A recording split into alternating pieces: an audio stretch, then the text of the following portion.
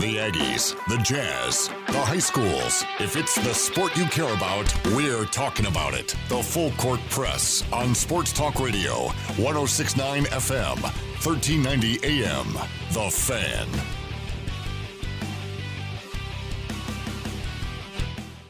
Good afternoon, everybody. Eric Frandsen, Ajay, Salvesen. Thanks for tuning in and being here with us on a Friday. As we talk about what's going on in sports, there are developments. As you just heard, the NBA has announced what they're going to be doing for this weekend. They have announced the games that will take place and the times they will take place. Utah Jazz will play on Sunday. They will actually have the later game on Sunday on TNT. We'll have full coverage here as well, here on The Fan. But there is a resumption of play. There was some thought that maybe games would happen tonight, but that's not going to happen. Teams needed some time to kind of get back in the flow a little bit and prepare for what's going on and get back into game preparations and things like that. It will be 3 games on the schedule on Saturday, and then there will be 3 games on the schedule on Sunday with the Jazz with the late one at 6:30 on TNT. So we'll have pregame coverage starting at about 6:20 here on The Fan, and then tip-off will be at 6:30 with David Locke and full play-by-play coverage and postgame and all of that will be here on The Fan. So there is a kind of a breaking story with one of those other games happening on Sunday, and that is that Kristaps Porzingis has been ruled out for the rest of the series for Dallas, a meniscus tear in his knee. And this is unfortunate. We're seeing some of the bigger stars for some of these other teams have injuries and having to take themselves out. Damian Lillard for the Trailblazers left the bubble yesterday because of his bad knee. Aaron Gordon for the Orlando Magic, he left because he's got some hamstring problems from what I understand. So he won't be with his team when they take on the Bucks tomorrow afternoon at about 1:30. And now the latest is Kristaps Porzingis, and it's a meniscus tear in his right knee, which was suffered in Game 1. So he played through the pain a little bit through some of the other games, but hasn't played the last couple. So it's too bad when some of the big stars get hurt and can't participate in these events. Ajay, how much does that dramatically change the futures? Oh, and I guess I should also say that Russell Westbrook, who has been out, is expected to be back for their game for the Houston Rockets, and they take on the Thunder Saturday afternoon at 4:30. So in light of the Damian Lillard, Kristaps Porzingis, Aaron Gordon exits, and then the Russell Westbrook return, which has the biggest impact on their respective teams? Russell Westbrook. I mean, that's just a whole new dynamic. Look, with Russell Westbrook not in the game or not playing on the court, that's missing 12.5 plus assists. That's missing 25.5 plus points. That's missing 11.5 plus boards. That's what you're missing with Russell Westbrook not on the court. Add that together, and this series is probably, with all due respect to Oklahoma City and what Chris Paul has done for this Oklahoma City Thunder team, this series is over and Houston's getting ready for the second round. On the other hand, Kristaps Porzingis adds height. He adds a little bit of, he brings some talent to the perimeter as a big man, which, as we've seen in this game now, the day and age, it helps. Like having a big guy who can shoot as well as Kristaps can, who knows the game, and him and Lucas together has been so wonderful to watch. It is almost pure poetry. But not only is Kristaps out, but Luka is also not even close to 100%. Like, not even remotely close to 100%. That's going to kill them big time right now. And so, as fun as it is watching Luka Doncic play, and one of the best players, and he's going to be one of the faces of the NBA in 3 years. Honestly, this series is probably over now, because if PG-13 can get back into being PG-13. The Clippers should have no problem here taking care of business and getting to the second round. Well, I think another thing to consider here is that the Clippers last night were one of the teams who voted, or I guess this was Wednesday night, or was it last night? I've gotten all confused on what happened when. But anyways, the Clippers were one of those teams that voted as a team to continue to boycott the rest of the season, not just leave it at Wednesday, not playing on Wednesday, but to not play at all.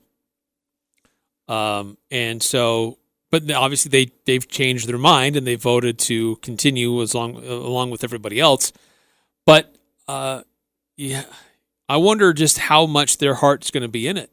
This is a team that they wanted to go home. They wanted to fold up shop and not participate in the bubble anymore. Yeah. We heard like so many different reports of how that all went down, didn't we? I mean, I think you brought this up yesterday. Like there was 4 or 5 different reports that all said something different to an extent of exactly what happened and how it all worked out and what the intent was and this, that, and the other. But look, you're playing now. You're back in it. Like you are playing basketball now, whether you want to be there or not. And if you don't want to be there, honestly, just forfeit the games. If you really don't want to be there, don't waste the NBA's time. Don't waste the Mavericks' time, the referees' times, and whoever is part of the essential staff there, don't waste their time. Turn around, go to Adam Silver and say, hey, we don't want to play. With all due respect, we don't want to play. And if Adam Silver is true to his statement, which he released this morning, I believe, to league executives that, you know what, we are behind you, then he shouldn't have a problem with it. They'll go home. Mavericks move on. We're done. And everybody gets what they want. But the fact that they're still there, I think, honestly, and it would almost kind of invalidate, but almost numb what Doc Rivers' comments were. They're still there. They have a platform. They still can speak. They still can talk. I feel like the Clippers need to be there. The NBA needs the Clippers to be there. Everybody is dying to see Kawhi Leonard and LeBron James in the Western Conference Finals, including the NBA. I don't know if that's rigged or not. We'll find out. But everybody wants to see them there. And you know what? You're there. Go battle it out. And you honestly have a pretty nice road to get there. The Lakers, not so much. Assuming they take care of business against Portland tomorrow night, right? Or is that tonight? Or is that tomorrow night? Nothing is tonight. Okay, so tomorrow night, the Lakers get Portland. Yes. Assuming the Lakers take care of Portland and Oklahoma City does their job, Houston does their job versus their Thunder, LA Lakers have got an extremely tough road. Like, Russell Westbrook and James Harden are a much bigger pain than Damian Lillard and CJ McCollum. A much bigger pain. And that team is well coached as well. And that series is going to be brutal for both teams, especially for the Lakers. So, there's still a lot of storylines. There's still a lot of good basketball to be played. I think we should be excited by that. I think we should be, I know we anticipate that college football starts this weekend. Like, a chance for the NBA to continue to be the highest platform in sports right now, but take advantage of it. No, I totally agree with that. I think that with all the anxiety, the angst, the uncertainty with what's going on in the world, a lot of the comments that I've been seeing from players is, and frankly from other coaches or other executives in the bubble, is that what happened with the players getting together and having their meeting gave them a chance to vent a little bit, but also to catch their breath. Now, they did some of the things that they did talk about is they wanted action plans. They wanted more than just statements. And a lot of these NBA arenas that are owned and operated by the teams, the owners, same ownership that owns the teams, those facilities will be used as voting centers or places to drop off ballots. The Utah Jazz already were ahead of the curve on agreeing to do this. So other NBA teams are going to be following suit and trying to do more to take action to help in the specific communities that need help. And you know what? Also, I applaud Doc Rivers for calling the players out, saying, hey, how many of you guys are registered to vote? I bet there's probably not even 20% of you that are registered to vote. And so calling them out, saying, you're all making messages, you're taking a stand, you're doing this, whatever, but how many of you are actually taking steps to make a difference? How many of you are actually having something done? Yeah, and that's the biggest point is that these players want change, right? They demand change. They demand that things be fixed. They're as big of a part of it as any of us is to be able to help fix that. And he is exactly right. Coach Rivers is spot on. If you want it so badly, do something about it. Don't just talk about it. Go to a center, go to your own arena, and be a part of the voting process if you want it that badly. That is such a good point by Doc Rivers. Like you said, I'm thrilled that he brought it up. There's a lot of NBA players who have great foundations, charitable organizations who help out in a lot of different ways. And so it would be irresponsible to paint them with this broad brush that none of them really care about their communities or none of them get involved in their communities. So that's really not true.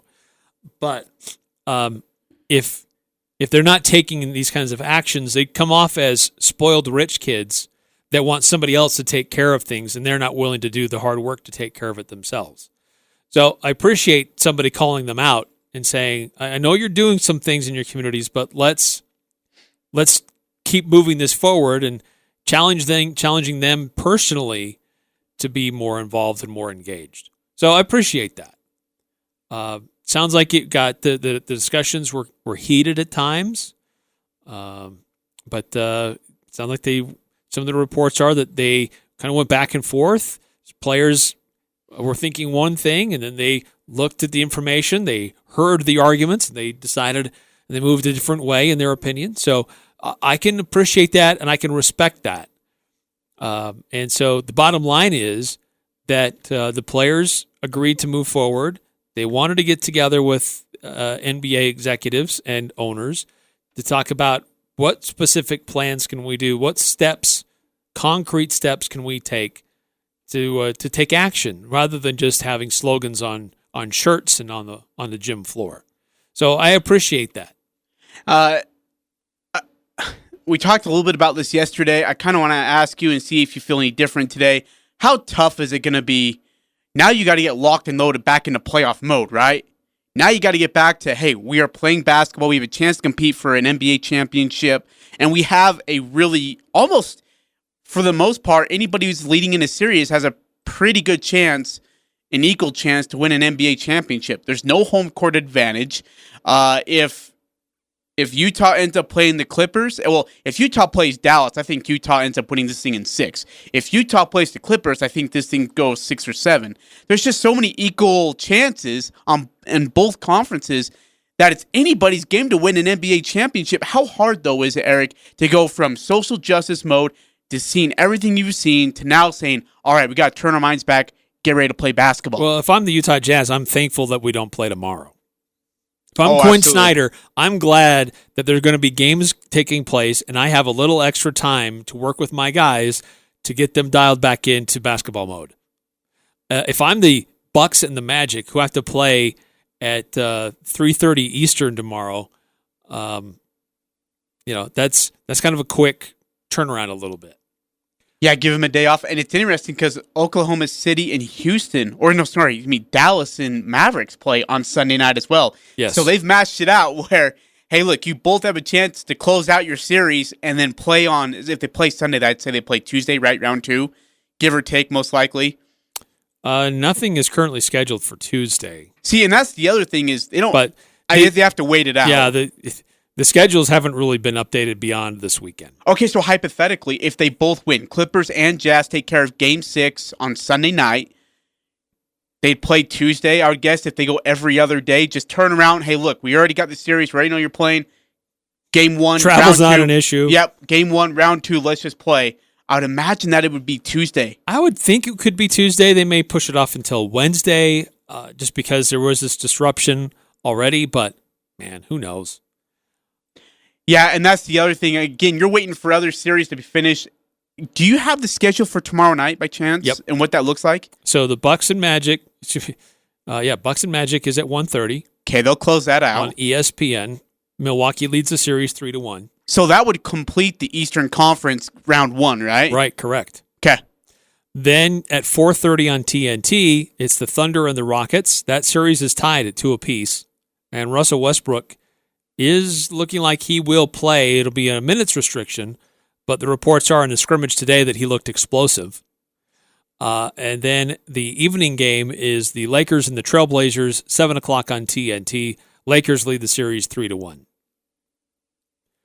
So there's a good chance the Lakers will close out their series. The Bucks will close out theirs. Rockets and Thunder will still need to play another game. At least. At 2 more, right? Well, the one on Saturday and at least one more. So you're looking at Saturday, Monday, and then depending on how that goes, actually, because they could potentially playing 3 more games, right? If both teams you include split, the Saturday game, if they play Saturday and Monday and split those games, there's a game 7. Yeah, and that could extend. Be Wednesday. Dude, if you're the Lakers, it could be a Wednesday. You know, if you're the Lakers, get this done, get this over with, and get out of the way, and just sit back, relax, drink a Coke, and watch these 2 teams just beat the crap out of each other. That's your mindset now, right? Because the Jazz, Eric, you talked about this 2 days ago. Like the Jazz mindset should have been, let's get this over with and have at least 7 days to rest. 7 to just relax, scout, and watch. And now you have to duke it out in Game 6 on a Sunday night, same night as Clippers do. And if Clippers win, you have no resting advantage. You really don't. So, man, if you could get a win on Sunday night for the Jazz and have the Mavericks beat the Clippers, you are cheering for Dallas to go 7. And have that thing be just a dogfight through Game 7, that'd be the best case scenario, honestly, because you know Denver's going to come ready to play Sunday night at 6:30. You absolutely know you're going to get everything from Denver on Sunday night. Oh yeah. They're fighting for their lives. Stay alive. This is going to be.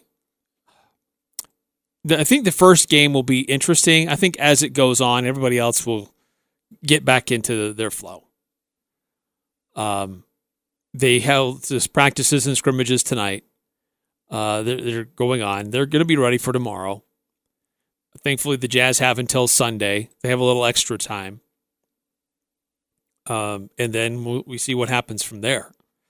But for right now, the Utah Jazz, they will play Sunday at 6:30, as we said. Pregame for us here on The Fan will start at 6:20, and tip-off will be at 6:30. Going out to the text messages, a reminder, if you want to text into the show, I'd love to hear your thoughts, your opinions, your questions about some of the news of the day, 435-339-0321. And we got a message from 5338 who says, don't care what the players demand. It's time the owners and other sports league consumers place demands on them. So, okay, what demands would you place on a player? Yeah, that's a good question. If I'm an owner of a team, what would I demand of my players in regards to social justice reform? Well, I mean, and I guess one of the ones maybe I put on them, and maybe it's not an accusation; it's an honest question. No. Yeah, it's sincere, and it's a great question too. To follow up on that. I'd love to hear from 5338 what kind of demands he would put on the players from an owner's perspective. And I think there could probably be some fair ones. Well, and it says, and consumers. So as consumers, what could we demand of the players? I can think of one. One is that this load management business goes away. If I'm going to spend my hard-earned money and travel to go to a game, which may be the only game I can go to in person, and bring my kids, and the star that I'm there to see is taking a night off just because he wants a rest, that's really disappointing. Granted, I'm still going to enjoy the game because it's not just one player. There are some people who out there, they only like one player. They don't get into the whole team concept. But, I don't know. That'd be one for me. But that's, What about I don't think that's part of this whole discussion. What about to finish what you started? Like, look, we got you in the bubble. We're giving you a platform to speak. We're allowing you to post, whatever you want about social justice, but we expect you to finish what you started. You wanted to play in the bubble. You're playing in the bubble. Don't threaten to go home. If you're going to play, you play. That's what you're here for, and that's what we're paying you for. Well, I mean, that's fair, isn't it? I think that's fair. You can't just sit there and be like, well, I don't want to play anymore because of it. No, you have a platform to speak, man. We're giving you a platform to speak. You don't need to go home. You can play and still have a statement here. You still have a voice. That's one of my I'd put out there. 9315. When and who is the first college football game, and how does the NBA and social justice? Oh, oops. Justice affected. Sent 2 texts. Oh, okay. So when and who is the first college football game? Tomorrow. Who's playing? And how does the NBA and social justice affect it? Okay, so first game I believe is tomorrow, Eric. And I think it's like Central Arkansas, if I'm not mistaken. Let's see here. Nope, it's Isn't it North Dakota or something? No, we got a good one. It's Austin P versus Central Arkansas on ESPN. Oh, that's right. 7 p.m. And then Thursday next week it's Central Arkansas. Are you kidding me? Central Arkansas plays Saturday, then plays Thursday on back-to-back weeks. Southern Alabama and Southern Miss are also on Thursday. And then next Saturday we get into the meat of the potatoes of the whole entire thing. Eastern Kentucky Marshall, Middle Tennessee at Army, SMU at Texas State. Still crappy games. The only good games and I hate to say this, is on Labor Day, and that's BYU at Navy. 6 p.m. start on ESPN. That's the only good game I see. Boy, is there some big college football news going on right now. Good heavens. Actually, there is some college football news. Let's talk about that after this timeout. Big Ten is in the news. Can their plan work? Could that work for something like the Mountain West? How legitimate could that be? And if you can play when they're proposing to play, why couldn't you play sooner than then? We'll talk about that coming up next on Full Court Press. Interviews, analysis, and a little bit of fun mixed in. The Full Court Press on Sports Talk Radio, 106.9 FM, 1390 AM. The Fan.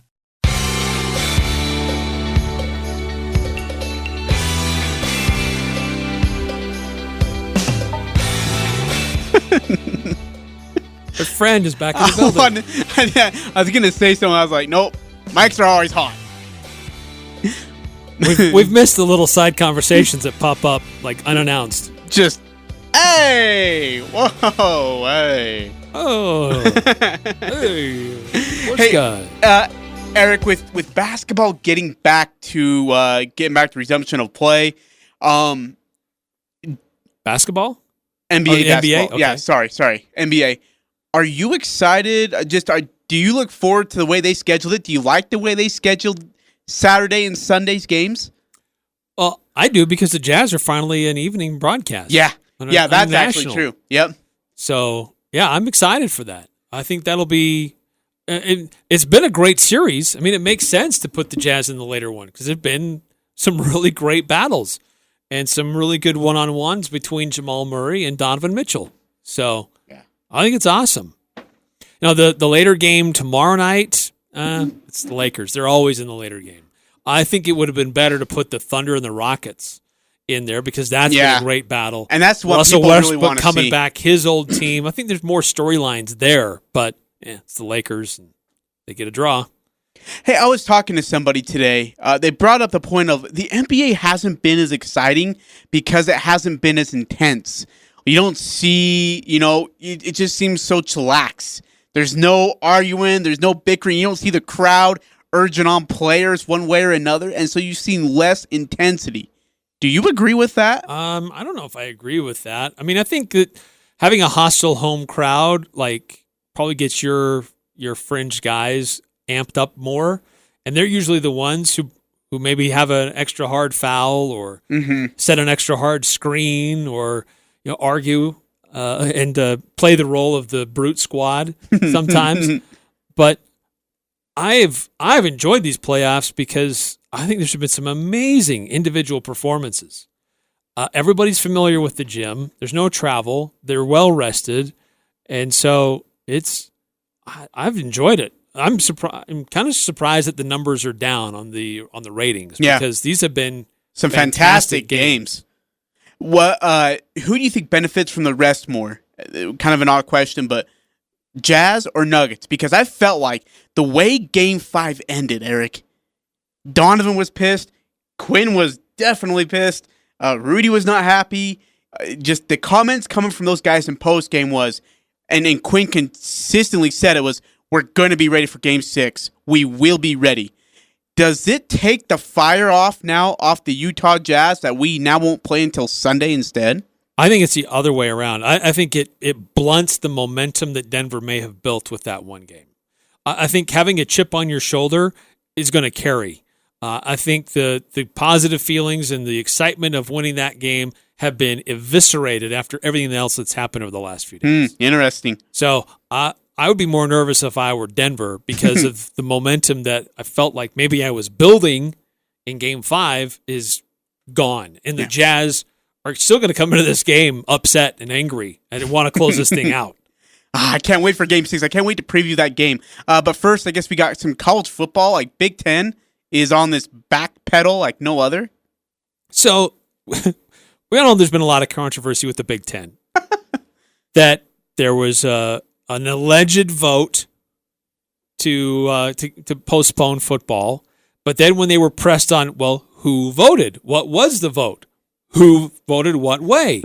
And then they kept hedging their bets. Well, we were all discussing it and everyone was on board. Well, the Nebraska folks and the Iowa folks are saying, we weren't on board. We weren't really happy with this. So it's been just a major mess for the last month as other power conferences, excluding the Pac-12, are moving forward. They're finding ways to still practice football and play football and do testing and manage the who gets into the arena and things like this. Rick, before we go any further, can I just ask you really quickly, do you agree with the parents getting involved? I thought that was a little funny. But I mean, from a player's perspective, it's kind of hard because there's no players association, there's no union. Yeah. They're young men who don't have big business backgrounds or legal backgrounds, so they don't have the influence like they thought they probably should have. But getting the parents involved just kind of sounds like helicopter parenting. But at the same time, they're applying some pressure and trying to get some justifications. And so now the latest deal is that there are some sources that are suggesting that the Big Ten is discussing starting their season Thanksgiving weekend. Instead of playing in the spring, they're proposing a late fall and then early winter schedule. And to do that so it doesn't too bad or too in too much of a negative fashion affect the following season. But here's my question. If you can play and start your season the weekend of Thanksgiving, why can't you start your season in September? What's magical about late November compared to late September even? That's what I don't understand.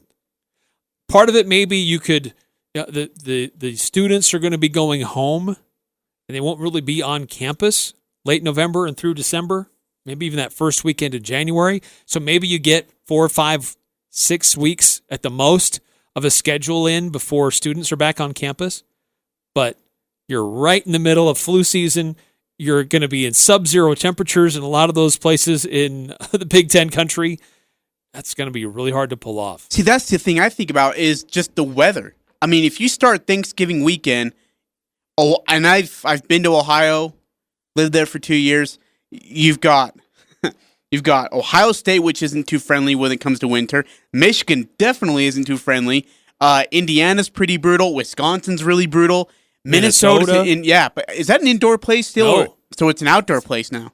Yeah. Yeah, see, that's a big problem. It's just there's no way you can make that work weather-wise. And I granted, if they don't, and with that, you can't have fans. Like, in a flu season like that, in the middle of a flu season, I guess, or start of the flu season, you can't have fans at those games if you're going to start then. That's too tough. Apparently, there were 8 Nebraska players who did file suit yesterday, who did file a lawsuit against the conference. Oh, boy. We know that the Nebraska program specifically has been very hot on this this whole topic. So would the lawsuit go away if they decide to play? I would assume so. Yeah, like if they decide to play, then there's no need for the lawsuit because you're playing. The question is, and I think you just answered this already, Eric, how many games are they thinking they would go? Did you say that already? I missed it. How many games does the Big Ten thinking they could handle?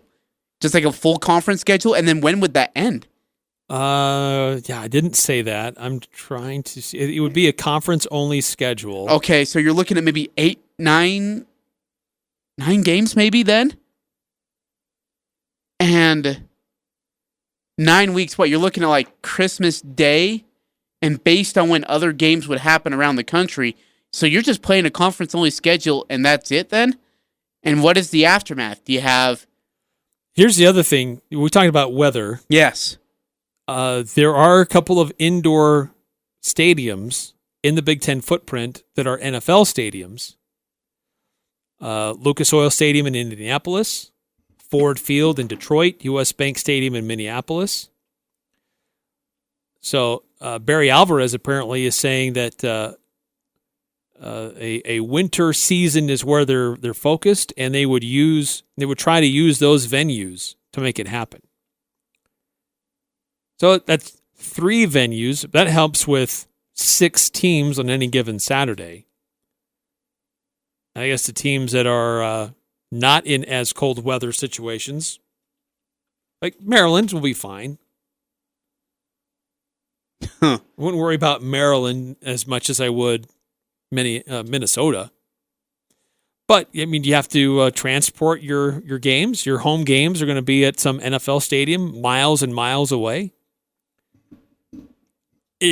Maybe it's that versus the alternative, which is no games at all. So maybe it's worth it. Whew. And did I read something that they're discussing a second Rose Bowl game? I did hear something about that. That's ludicrous. That takes the value of the Rose Bowl game away. How are you going to do 2 Rose Bowl games? Yeah, that doesn't make... That's ludicrous to me. Like, how you... And again, I know it's the Big Ten, and they are one of the sole representatives of the Rose Bowl, but come on now. What if the Big Ten starts their play? Season in late November, Thanksgiving weekend, and they're done in early February? Yeah. But the Pac-12 doesn't start until February. You're going to do a Rose Bowl like 3 months after your season wrapped up? And who gets invited? Like, if the Pac-12 decides to go conference play, they start in February, and it's like second week of March. Does Ohio State say, okay, we want to play Utah University? I mean, how do you fix that? That's a big problem. Yeah, how do you think the Pac-12 feels right now? Like, the Big Ten's like, hey, we're gonna get back to playing football. We're gonna make something happen. The Pac-12's like, great. So we're gonna just hang out by our lonesome selves and look like the idiots. Well, so the whole platoon. What about the other group of 5 conferences that aren't playing? Yeah. Does the Mountain West, are they looking at what the Big Ten is doing and say, maybe we could pull that off too? Thanksgiving weekend, conference-only schedule? The difference is the Mountain West doesn't have the luxury of indoor NFL arenas in your footprint. Well, Las Vegas is there. They have that stadium. Yes, that's true. Idaho State. Well, you don't have a game in Idaho, though. God, yeah, what would you do, man? Because you're right. You don't have... And this... Well, okay, so here's crazy. I know, this is stupid. But if you have indoor practice facilities, you play a game there, you just got to put markers down, and you have no fans. Oh, my goodness. Essential staff only. That is it. A full-on football game in a practice facility. I know, it sounds crazy, but what if? It's indoor. I think Boise State has one. Utah State has one. Are they a full 100 yards? Because some of them aren't a full 100 yards. I think Utah State's is. I don't know about Boise State. I would imagine it is for how much money those guys have. I don't think Wyoming has one. I know Colorado State does. It's huge, and it's beautiful. So yeah, we got 3 out of 9 teams. But Air Force doesn't have one, I believe. Oh, ours is only 80. Thanks, Tyler. Ours is only 80. Okay, I didn't think it was a full 100. But let's play arena football then. Arena football. Let's play some arena football. That's cool. Oh. I know I'm stretching it, but all right. And here's the thing. Maybe you can't do the indoor thing, Eric. Maybe the only thing you can do about it is just play outdoors. Maybe you do double headers at in Las Vegas. Oh, you have an early game and a late game. And a late game. But that only fits 4 teams in, right? Yeah, that's true. It only helps 4 teams. But then your warm weather's places, they don't need to go in there. So Las Vegas is your designated home team for Boise State, Wyoming, Utah State, Reno. Everybody else can play outdoors. You know what? Let's just play on the moon. Since we're thinking about it, there's no weather issues on the moon. Moonball. We go back to moonball. Moonball. There you go. We'll play with the moon rock. Get Elon Musk on board. Throw me the rock. Let's charter a rocket. Oh man, dude, their instant replays would be phenomenal. And you know what? You would have no problem with missing a call because everything would be slowed down immensely. So you would know if he got his foot in bounds. Oh. You could absolutely see him getting his foot in bounds. That'd be phenomenal. I like it. Dude, the thing is like, hey, the Mountain West Conference canceled too early. Dude, I don't know. I mean, I feel like we're still in the same state. Like, we're still in the same situation. I don't know if things improved enough by now that you could say, yeah, we can play a season. I'm not incredibly optimistic unless I'm missing something here, Eric. 9315 texts in, says, why would the Big Ten not start at least in October? That helps of weather, and you fit conference games in easily and plenty of time to get cured. You know, you're right. Like, honestly, there are so many things with the Big Ten because they have the facilities, they have the...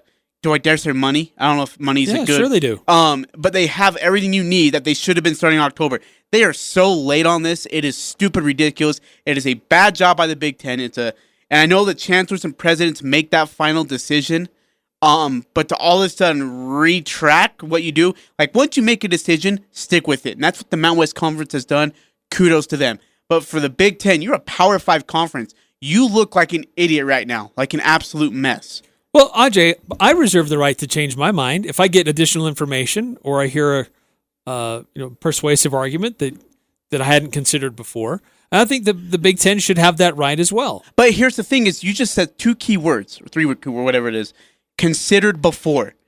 How are you this powerful and not considered all the options in your book? How have you not reached outside the box? Like, you are the Big Ten. How have you not considered anything and everything like the SEC did, ACC did, and Big 12 did? Heck, even BYU did, for crying out loud. How are you gathered with all these powerful, smart people, quote unquote, and didn't consider everything? Because if you would have, you'd probably be playing football next Saturday. I think one of the things that has caused a lot of these people to pump the brakes on this is not that any young person that gets it are necessarily at risk, because the risk level for a young, healthy male is very low. Now, your offensive linemen, your defensive linemen who carry more weight, there are higher risks for them. But the other thing that's a real concern is the long-lasting effects on the heart, this myocarditis. I'm not even sure if I pronounced it right. But that is a concern and continues to be a concern for those that are watching how this disease can affect people and what the long-term effects of it are, especially these young athletes. By the way, I want to do, since we're talking football, quick score update. Mountain Crest Mustangs, they are tearing it up. They're already up 22-0. Now, their game, you may be hearing this and thinking I'm confused. No, the Mountain Crest game started at 4 o'clock. Instead of the traditional 7 o'clock kickoff, they're up in Rexburg taking on the Bonneville Bees. And our good friend Ajay Knight is calling the play-by-play right now on 107.7 FM. He's fun to listen to. Like, he did such a great job of giving you a visual of everything going on. Like, just from him calling the game on the radio. He's phenomenal. I can't imagine how excited he is calling touchdowns right now. He hasn't had many opportunities to call touchdowns the last year and a half. Jeez. Oh, God. That shot's fired. Well, just Mountain Crest offense has struggled a little bit. A little bit? Okay, a lot of... Okay, now, look, they made some good adjustments last year, and they played really well in the region, but it was mostly about the strength of their defense. Hold on. Yeah, I was going to say, their defense played really well in the region. Their offense still was not too hot. Let's be clear there. Hey, speaking of shots fired, did you hear about Tom Brady's comments today? So he was talking about, like, because they're pumping in crowd noise in Tampa Bay to kind of get him used to having crowd noise without fans there and whatever. And he's like, yeah, it kind of sounded like the RCA Dome, the old Colts place when I used to play there. I was like, geez. Okay, we've been known for some pretty sketchy stuff on our end too here in Patriots land. Don't be taking shots at people. God, it was a random shot, really random shot. But I'm just saying. No, but good for Mountain Crest, Eric. Glad to see them putting some points on the board. Hopefully, I'll give them confidence in their offense before they get to Region 11 play, because as we both know, this region is very good at putting points on the board in a very quick manner. Yeah, it's going to be a fun, exciting region when it gets rolling. You brought up Tom Brady. Here's some Tom. Just trying to continue to listen and learn to certainly the guys on my team and the guys that I connect with, and do as much as we can to help things going forward. What are you laughing at? What is that? Just there's some Tom for you. Just thought I'd drop in some Tom Brady. Okay, you and Ethan don't agree with me on this, and shame on you. Those Patriots are going to lose. Okay, if I put the over-under on losses for Tampa Bay at 3.5, you would say what? I would take the over. How? That's a tough division. No. You like that is a really good division they're in. They're going either 14-2 or 16-0. They're either, the one loss or two losses would come to New Orleans, and New Orleans is going to be monsterly tough, really hard. Dude, Ethan says they're going to lose 5 to 6 games. Are you serious? What the fetch? No, they're going 14-2. No, they're not. Yes, they are, or 16-0. They are that good. They are loaded offensively. Okay, that's great, but their defense isn't at the same level. No, their defense was good. Their offense, led by Jameis Winston, the all-pro quarterback, couldn't get him anywhere, and they put their defense in continual bad positions. In fact, Eric, their defense, here's a stat for you, was ranked third to last in the NFC in starting position for their opponent's offense on the field. That sucks. Like, you stop their offense, and then Jameis Winston goes out there and throws a pick on the first play, so then the offense gets the ball back on, like, the 10-yard line. That's horrible. With an offense led by Tom Brady, Rob Gronkowski, O.J. Howard, Mike Evans, and a good running game, that team is going to put up points in a huge manner. I think they'll be in a lot of games. Sure. Be in a lot of games? But I put their losses at... jeez. At around 4 or 5. Tom Brady. I think they'll be a great team. But I still think they'll have like 4 or 5 losses. Nuts. Drugs. 14-2 or 16-0. You're to hear first. Okay. We're calling another time out here on the Full Court Press. We'll get more updates on what's going on in the NBA, college football, how it's spilling over into other leagues. There are more updates on the situation with Real Salt Lake, because more things happened after we got off the air. Oh, yeah. Last night. So we'll get into that as well coming up on the Full Court Press. It's the Full Court Press, weekday afternoons from 4 to 6 on Sports Talk Radio, 106.9 FM, 1390 AM. The Fan.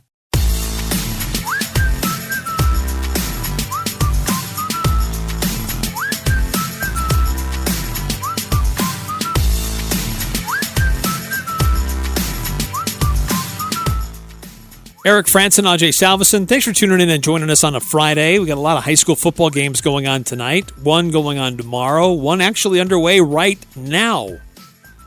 Mountain Crest Mustangs taking on the Bonneville Bees. The game being played in Rexburg at Madison High School, and looks like the Mustangs are jumping out early on these guys. Yeah, how about that? Putting up a little bit of offense. I'm not sure what clicked in them all of a sudden, but it's good to see him putting up some points on the board. Desperately needed. Again, this Region 11 can score in so many ways and are so good. And Mount Crest seems to be, like last season, Eric, they fell behind the offensive output really quickly. Their defense kept them in almost every single game. And any wins, I'd give them credit to their defense. So hopefully this can bring some consistencies to get ready for region play here in a couple weeks. Full play-by-play coverage of the Mountain Crest Mustangs going on right now on 107.7 FM. So, if you that guy's calling his second back-to-back game alone. That's brutal. And poor AJ. He's calling two games alone, and he has to have drive far distances for both of them. Here's the thing, though. I've got a little bone to pick with AJ right now, and this sounds a little bit personal, but whatever. I went to him, and I was like, AJ, man, you do really good. You sound really well on the air, man. It's been fun to kind of let you. He's like, well, I hope so. I'm the only one calling the game. I'm like, what the fetch, man? I'm complimenting you. Well, I'm the only one calling. Who else? I'm like, okay, you know what, sir? I'm done complimenting you now. You've lost all privileges. But no, he does a great job. AJ's fun to listen to. I miss doing games with him, but want to turn my focus and attention back to doing the show with you. And Matt Adams, when he's with him, does a great job as well. Those two together are a fun pair. Yeah, so he's calling that game tonight, going on right now up in Pocatello. Skyview plays tomorrow. Box Elder Bees, they play tomorrow up there as well. Box Elder plays tomorrow at 4. Skyview plays tomorrow at 7, so we'll have that here. Pregame at 6:45. John Balgini, not John Newbold, but John Balgini will actually be calling the play-by-play for us tomorrow night. And then a lot of other games going on tonight. We'll get to those here in just a moment after this quick timeout here on the Full Court Press. Doesn't matter who you root for, the Full Court Press has all the high school sports covered. The Full Court Press. Connect with us on Facebook, Twitter, and online at 1069thefan.com.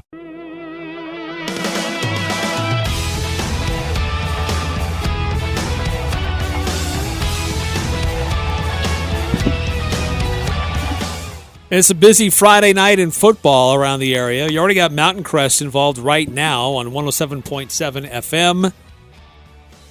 Later on tonight, it's Bear River versus the other Bonneville.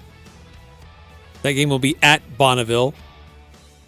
Skyview, as we mentioned, they play tomorrow night at 7 o'clock on this station. The Bear River game, by the way, will be on 104.9 in Box Elder County. Green Canyon, they're on the road. They're at Stansbury. That'll be on 100.9 FM. Logan is at Cypress on our sister station KVNU, 610 AM, 102.1 FM. Ridgeline, their home opener against Farmington. That's going to be a good one. That could be a really interesting one to watch. Really, it's the only home game this week because Mountain Crest is also on the road. But beyond those teams in Region 11, you also have the Preston Indians at home, taking on Shelley. And then Bear Lake is at Rich. Some of the other games that are going on that we're paying attention to. West Side, they're at Firth. Malad, they're at Lyman, Wyoming. You can see all these games. Make your picks at cvpick'em.com in our Preps Pick'em contest, where we're going to be giving away $100 to Locker 42 for whomever gets the best overall picks, and maybe even comes down to the tiebreaker. For this week. Awesome contest powered by the Logo Shop, your Booster Club headquarters for competitive club teams, high school teams. Really appreciate their sponsorship of this contest, which we did last year, had a lot of fun doing, and we're doing it again this year.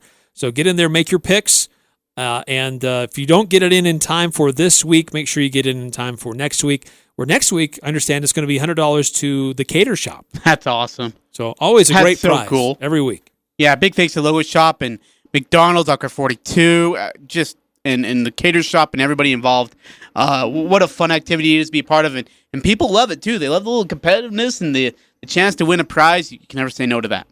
If you're curious about what games are on what stations or how to follow along, you can go to cachevalleydaily.com.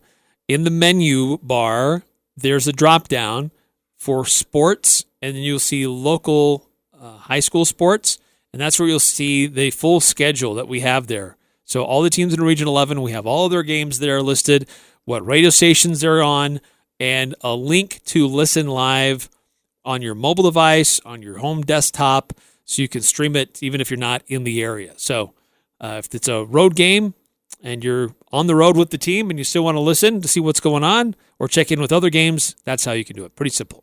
All right, coming up next here on the Full Court Press, the latest in college football and the NBA, plus Real Salt Lake, some more stuff in the news with that team and their owner. I'm Dan Patrick, and this is Above the Noise. We've learned a lot of things with the NBA bubble, but one of the biggest takeaways is how it's revealed a human side to these professional athletes. On the court, the best players are in total control. Off the court, they're a lot like us, sometimes scared, sometimes angry, often confused. It's no surprise they don't have all the answers for how they want to address social issues. These are difficult topics with no easy solutions. A couple of days ago, the Clippers star Paul George admitted he was feeling depressed and isolated in the bubble. You might say that he doesn't have the right. Well, he's made so much money. He's got a great life. So many people are struggling financially. But again, beneath the athletic prowess and the fame and the million Instagram followers, you can see the struggles on these players' faces. As the sports world tries to figure out the next steps in organizing social protest, probably worth remembering that just because they might act like Superman, they're just as human as everybody else. I'm Dan Patrick, and this is Above the Noise.